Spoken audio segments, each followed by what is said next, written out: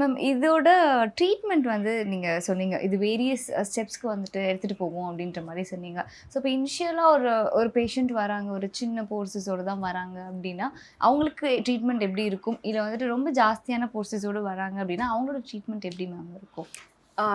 இப்போ ப்ரிவென்ஷன் பார்த்துட்டோம். Treatment option வந்து பார்த்தீங்கன்னா, நான் 2ஆ சொல்றேன். ஒண்ணு வந்து டாபிக்கலா நம்ம அப்ளை பண்ற கிரீம்ஸ் ஆர் டேப்லெட்ஸ் அந்த மாதிரி எடுத்துக்கலாம். செகண்ட்லி வந்து பார்த்தீங்கன்னா, இன் கிளினிக் ப்ரொசீஜர்ஸ் மாதிரி பண்றது. ஸோ டாபிக்கலா வந்து பார்த்தீங்கன்னா, இதுக்கு வந்து as I set cleanser, then moisturiser, then sunscreen இது 3ம் மஸ்ட். சரி வேற என்ன நம்ம போடலாம் அப்படின்னா, உங்களுக்கு ஆயில் செக்ரேஷன் ரொம்ப அதிகமாக இருக்குன்னா you can use niacinamide serum. அதை வந்து நீங்கள் யூஸ் பண்ணிக்கலாம்.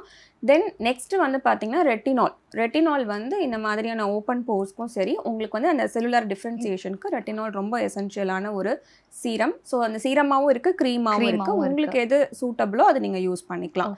அண்ட் தேர்ட்லி வந்து பார்த்தீங்கன்னா இதெல்லாம் நம்ம வந்து பண்ண உடனே ஒரு ரிசல்ட் வருமானா உடனே வராது. You have to use minimum for 3 to 4 months வரைக்கும் நீங்கள் வந்து இதை வந்து நம்ம யூஸ் பண்ணி பார்க்கணும். ரெகுலராக பண்ணணும்.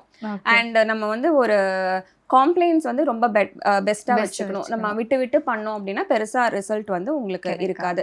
எதுவுமே ஒரு இன்ஸ்டண்ட்டாக ரிசல்ட் கொடுக்குதுன்னா அது கண்டிப்பாக ஸ்டிராய்ட் க்ரீம்ஸாக தான் இருக்கும். ஸ்டிராய்ட்ஸ் தாண்டி மற்ற க்ரீம்ஸ் எல்லாமே கொஞ்சம் டைம் எடுக்கும்.